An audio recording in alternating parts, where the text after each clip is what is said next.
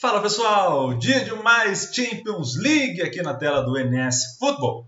E vamos começar já com os confrontos desta quarta-feira para vocês. Eu vou compartilhar a tela com vocês, que a gente tem Bayern de Munique e Paris Saint-Germain, confronto do melhor mandante da competição com sobras contra um dos melhores visitantes, tá? A gente precisa ressaltar isso. É que o Bayern de Munique joga muita bola na Alemanha.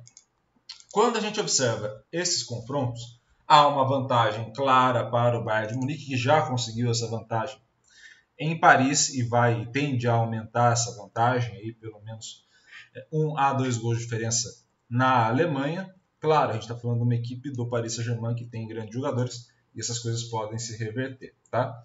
Qual que é a tendência? Você até ter um Paris Saint-Germain que vai ficar tanto quanto o Bayern de Munique com a posse da bola, que pode até conseguir converter alguns chutes, mas que a tendência é que o Bayern consiga converter mais chutes e consiga mais chutes certos do que o Paris Saint-Germain. Os dois têm uma taxa de conversão alta e muito próxima, aliás, igual, inclusive. Né?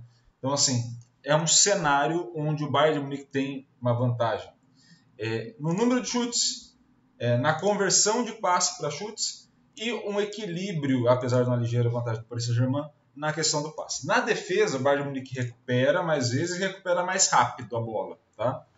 E também, além disso, os dois não têm a questão de bloqueio muito boa, né? Eles não bloqueiam tão bem o chute do adversário, mas o Bayern de Munique leva uma ligeiríssima vantagem nas defesas. Tá? Por isso que a gente falou da contratação do Sommer no outro vídeo e a importância de você ter um goleiro de nível que vai impedir o adversário. Tá? Isso também é válido para o Paris Saint-Germain, principalmente na atuação do Donnarumma, e aí vamos ressaltar esse ponto aqui, que eu ouvi muitas vezes a falha do Donnarumma no gol, e assim, não acho que foi uma falha tão gritante, tá?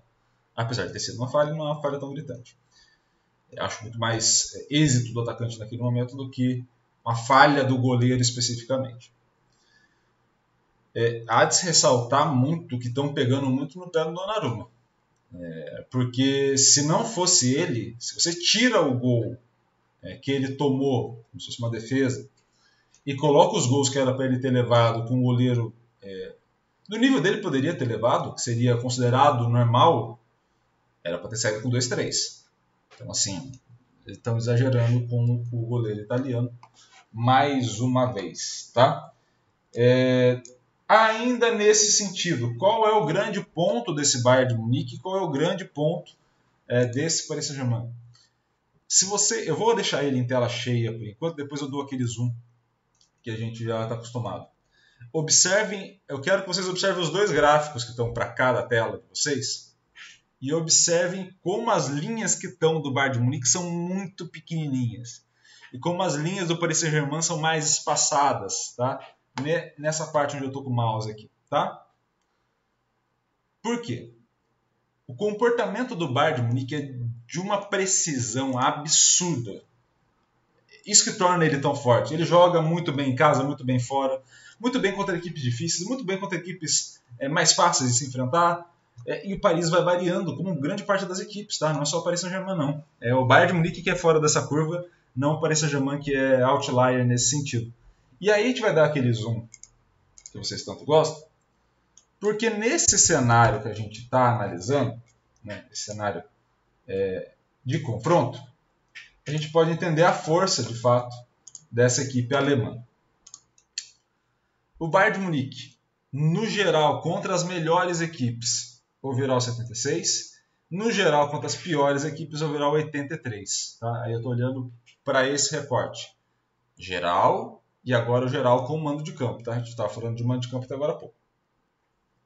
Quando eu vou para mando de campo, de novo, como mandante, 84 a 86.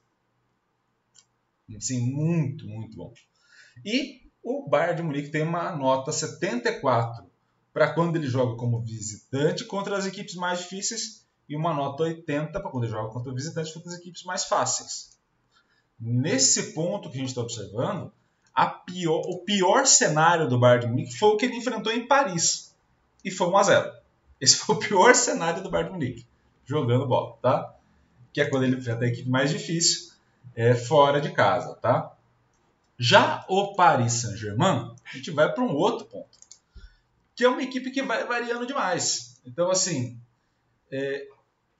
quando a gente vai observar o Paris Saint-Germain atuando como, no geral, né, contra as equipes de ponta, overall 51. Quando ele vai pegar as equipes mais fracas, overall 76. Quando ele vai enfrentar como mandante as equipes mais fortes, o Paris Saint-Germain teve uma grande dificuldade, tanto com o Bayern de Munique quanto com o Benfica.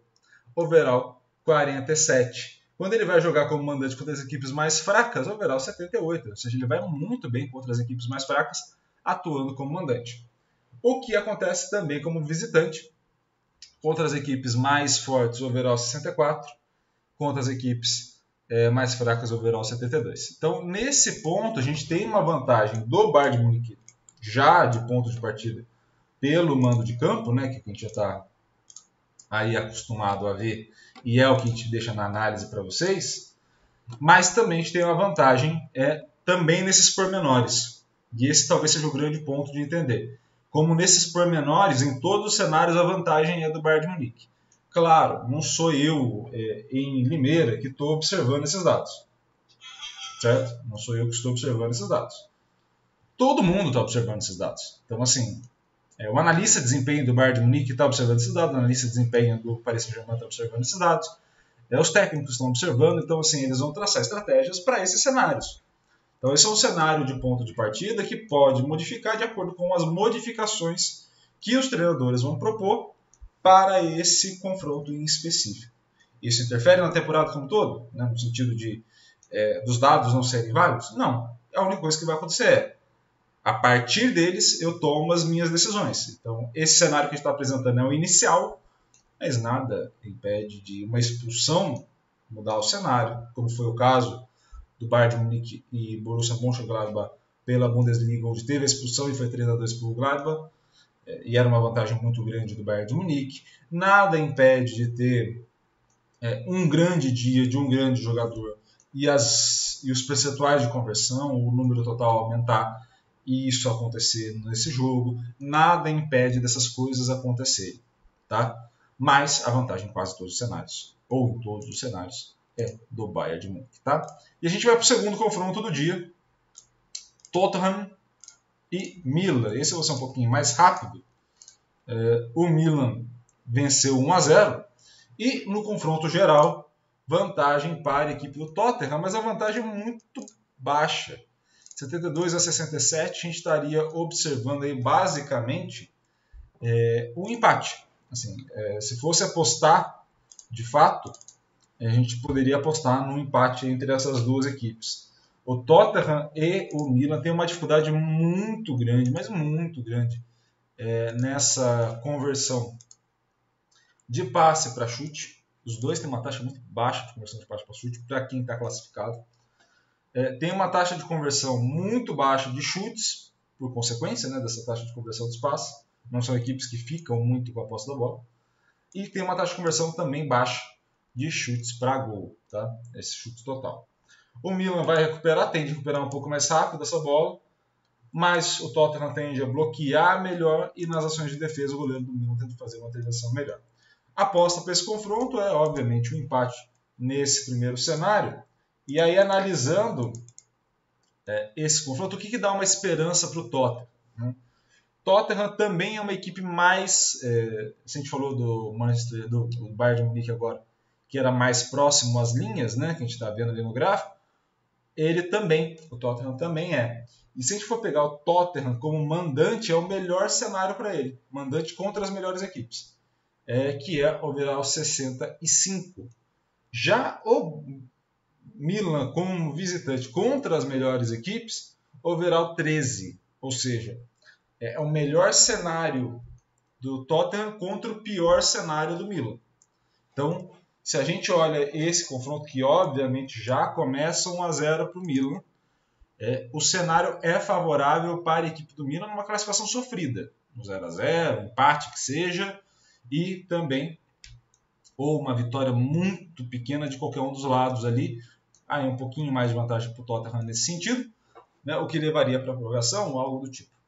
A grande questão que vai ficar nesse confronto especificamente é que, olhando os cenários mais detalhados, o Tottenham vai levando vantagem. Então, assim, a aposta é um provável empate ou vitória do Tottenham, tá? Mas também não por uma margem tão grande. Tá? Obviamente, aqui a gente falou agora do Bayern de Munique, coisas podem acontecer, podem se modificar, e aí, obviamente, modificam as probabilidades.